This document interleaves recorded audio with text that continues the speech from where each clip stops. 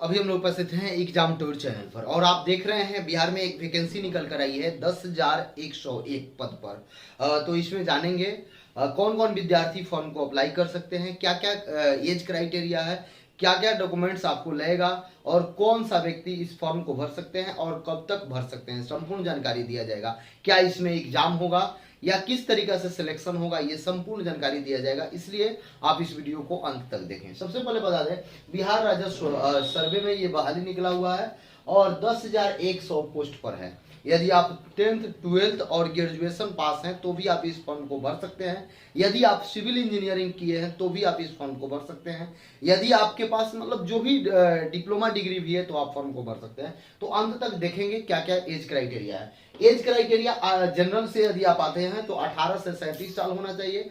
यदि जनरल में महिला है तो आपका 40 साल होना चाहिए। यदि SC ST से आते हैं तो आपका 42 साल होना चाहिए, यानी कि 5 साल आप लोगों का छूट मिलता है। और EBC या OBC से आप आते हैं तो आपको 40 साल होना चाहिए। ठीक है, तो यहाँ पे देखने का प्रयास करें।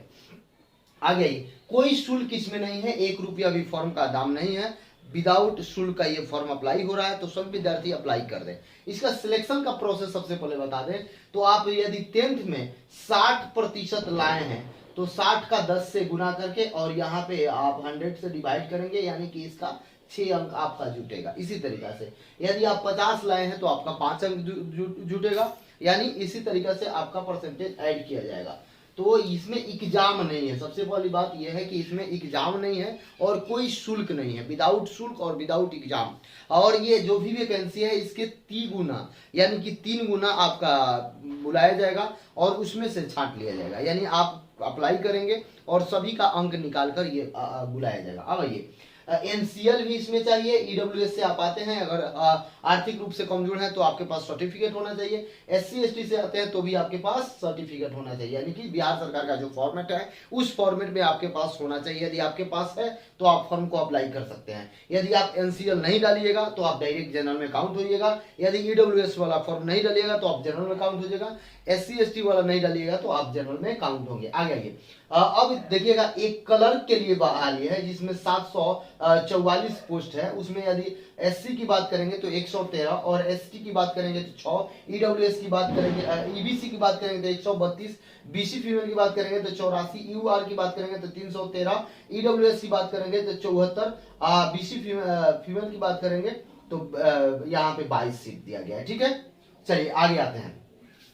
यहाँ पे आइएगा तो कलर के लिए स्नातक पास होना चाहिए, कोई एग्जाम नहीं है। और इसकी फी की सैलरी की बात करिएगा तो 25,500 आपको सैलरी मिलेगा। और ये जॉब कितना दिनों के लिए, तो ये जॉब संविदा पर है केवल और केवल 31 मार्च 2024 तक के लिए आपको बहाल किया जाएगा। लेकिन जो 18 में विद्यार्थी बहाल हुए हैं अभी तक हैं, तो इसलिए आप ये न समझें, काम का कभी अंत नहीं होता है, इसलिए आप समझें कि आपका इसमें यदि हो जाएगा तो हमेशा रहेगा, ये नहीं है। लेकिन एक डेट दिया गया है कि 31 मार्च 2022 तक है। ये इसलिए निकाला गया है क्योंकि सर्वे काम को 1 साल में पूरा करना है, ये सबको देखते हुए। अब आइए यहाँ पे आइए, ये तो केवल कलर का हुआ। आगे आते हैं, एक आमीन का बहाली दिया गया है जिसमें 8244 पद है। SC की बात करेंगे तो 1301, ST की बात करेंगे तो 75, EBC की बात करेंगे तो 1422, BC की बात करें तो 282, UR की बात करेंगे तो 3525 और EWS की बात करेंगे तो 722। और महिला का आरक्षण जो है वो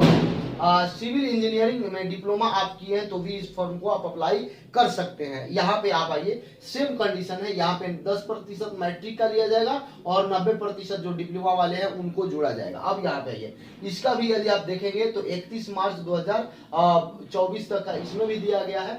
और यदि आप आगे आते हैं, इसका सैलरी की बात करेंगे तो यहाँ पे देख सकते हैं वही सैलरी है और तिगुना बुलाया जाएगा, तिगुना के आधार पर बुलाया जाएगा। अब आगे आइए, एक सहायक बंदोबस्त पदाधिकारी का दिया गया है, वह सहायक बंदोबस्त पदाधिकारी का उनका सैलरी का बात कीजिएगा तो 60,000 होगा। लेकिन इंजीनियरिंग यानी कि सिविल इंजीनियरिंग आप किए हैं तो आप इस फॉर्म को भर सकते हैं। लेकिन इसमें एक क्राइटेरिया लगाया दिया गया है कि 2 साल का अनुभव होना चाहिए। यदि आपके पास 2 साल का अनुभव है तो आप इस फॉर्म को डाल सकते हैं। अब देखिए, इसके बावजूद जो भी है उसमें अनुभव चाहिए। क्लर्क वाला फॉर्म आप सब डालें, क्योंकि कोई इसका शुल्क नहीं है, कोई एग्जाम नहीं होगा, आपका नंबर बेस पर यानी कि संविदा आधारित लिया जाएगा, लेकिन नंबर बेस पर लिया जाएगा। दूसरी बात आपसे बता दें, वैसे विद्यार्थी जिनके पास पैसा का दिक्कत होता है या आर्थिक रूप से कमजोर है, वह इस फॉर्म को भर देंगे। यदि इनमें सिलेक्शन हो जाता है तो आप आगे की तैयारी भी करते रहेंगे, आर्थिक दृष्टिकोण से आप मजबूत भी हो जाएंगे, किसी भी प्रकार का कोई समस्या नहीं होगा, आपको पढ़ने में कोई परेशानी नहीं होगा। इसलिए आप संविदा का हो या कोई भी जॉब हो, जॉब पकड़ लेना चाहिए, ताकि जो आपका टेंशन है उस टेंशन से आप दूर रह सके। तो ये 10,000 है, कोई कम नहीं है, तो आप लोग देखेंगे। और जो जिस लेवल पर है, यानी कि यदि आप क्लर्क के लिए यूजफुल है तो आपके लिए जो डॉक्यूमेंट्स क्लर्क के लिए तो आप क्लर्क भर सकते हैं। यदि आप अमीन वाला भरना चाहते हैं तो अमीन वाला भर सकते हैं, या बंदोबस्त पदाधिकारी का भरना चाहते हैं तो बंदोबस्त पदाधिकारी का भर सकते हैं। इसके बाद जो पोस्ट है उसमें और थोड़ा सा ज्यादा एक्सपीरियंस मांग दिया जा रहा है, इसलिए उस पोस्ट के लिए नहीं बनाया हूं। इतना में आप चाहते हैं तो भर सकते हैं। बेस्ट ऑफ लक सभी को। शुभ दीपावली, हैप्पी